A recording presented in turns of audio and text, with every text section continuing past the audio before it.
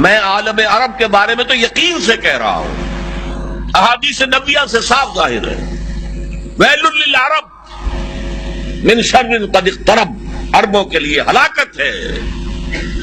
حدیث میں آتا ہے کہ ایک شخص کے 100 بیٹے ہوں گے تو 99 مر جائیں گے، ایک بچے گا۔ سب سے بڑے مجرم وہ ہے، ان کی مادری زبان میں اللہ کا کلام، اور انہوں نے اللہ کے کلام کے پیچھے اپنے آپ کو نہیں لگایا، اسے اپنا امام نہیں بنایا۔ کہتے ہیں وَاجْعَلْهُ لَنَا إِمَامًا وَنُورًا وَهُدًى، اسے ہمارا امام بنا دے۔ تم بناؤ گے تو بنے گا نا امام، بنانے کو تیاری تھی، دعائیں مانگ رہے ہیں بڑی لمبی لمبی، ایک ایک گھنٹے کی دعا جو ہے حرمین کے اندر مانگی جا رہی ہے تراویح کے بعد اور ختم قرآن کے بعد۔ یہ دعائیں تمہارے منہ پر دے ماری جاتی، ہو کون تم؟ لستم علی شیء حتی تقیموا التوراۃ والانجیل وما انزل الیکم من ربکم، اے نبی کہہ دیے اہل کتاب سے تمہاری کوئی حیثیت ہماری نگاہ میں نہیں ہے جب تک کہ تورات اور انجیل کو قائم نہیں کرتے۔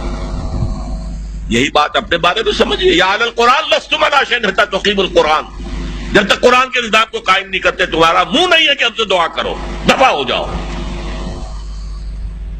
تم پڑھو قنوت نازلہ، کوئی اثر نہیں ہوگا۔ ڈھاکہ فال ہو گیا، روتے رہے، چیخ چیخ کر پکارتے رہے، حرمین میں پکارتے رہے، سنا اللہ نے۔ ابھی مرا ہے وہ جگجیت سنگھ اروڑا، جس کے سامنے یوت الجزیۃ عن ید وہم صاغرون، آپ کے جرنیل ٹائیگر نے اپنا جو ہے ریوالور پیش کیا تھا۔ جگجیت سنگھ اروڑا یہی کا تھا، گجرانوالے کا۔ بہرحال ابھی ایک امید ہے، جب تک بھی اللہ تعالیٰ مہلت دے دے، لیکن اس کا راستہ کیا ہے؟ پہلے تو میں امید افزا باتیں آپ کو بتا دوں۔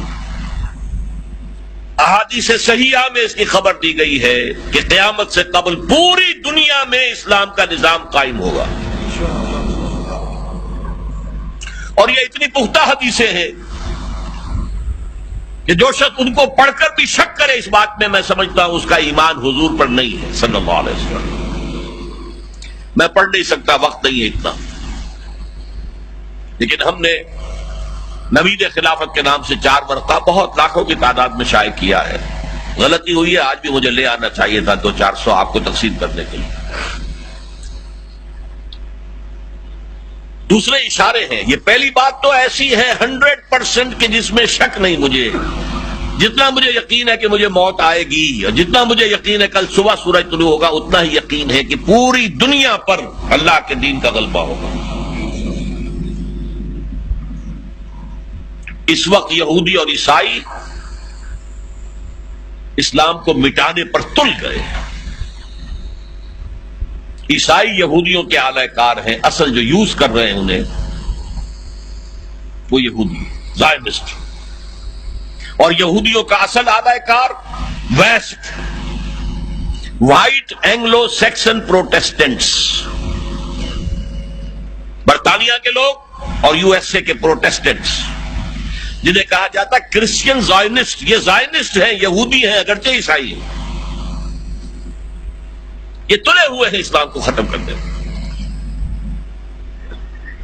اقبال نے کہا ہے دنیا کو ہے پھر مار کا روح و بدن پیش، تہذیب نے پھر اپنے درندوں کو ابھارا، اللہ کو پامر دیے مومن پہ بھروسہ، ابلیس کو یورپ کی مشینوں کا سہارا۔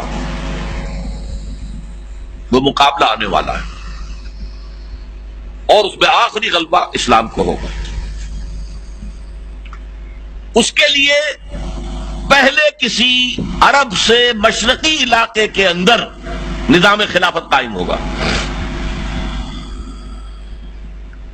حضور کی یہ حدیث بھی ہے کہ مجھے ہندوستان کی طرف سے ٹھنڈی ہوا آ رہی ہے۔ اقبال نے کہا میرے عرب کو آئی ٹھنڈی ہوا جہاں سے، میرا وطن وہی ہے، میرا وطن وہی ہے۔ اور حدیث میں آیا ہے یخرج الناس من المشرق یؤطئون للمہدی یعنی سلطان، کسی مشرقی ملک میں اسلام کا نظام قائم ہوگا اور وہاں سے فوجیں آئیں گی جو عرب میں حضرت مہدی کی حکومت قائم کریں گے۔ حضرت مہدی کا ظہور تو وہی ہوگا عرب میں۔ لیکن عرب کھوکھلے ہو چکے، عیاشیوں کی وجہ سے ختم ہو چکے، ان میں دم نہیں ہے۔ فوجیں جائیں گی کسی مشرقی، اب مشرق میں کون ہے؟ ایران ہے، وہ خلافت کا قائل ہی نہیں، وہ تو امامت کے قائل ہیں۔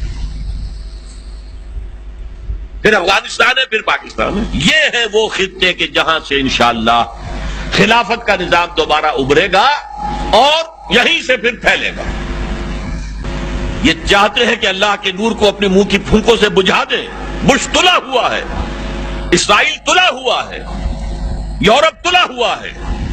اسلام کو ہم ختم کریں گے، اسلام کو مذہب کی حیثیت سے ختم نہیں کرنا چاہتے۔ رہو، نماز پڑھو، روزہ رکھو، ہمیں کوئی اعتراض نہیں، لیکن اسلام کا سیاسی نظام، اسلام کا معاشی نظام، اسلام کا سماجی نظام، nothing doing, there can be no compromise، ہمیں ختم کر کے رہے۔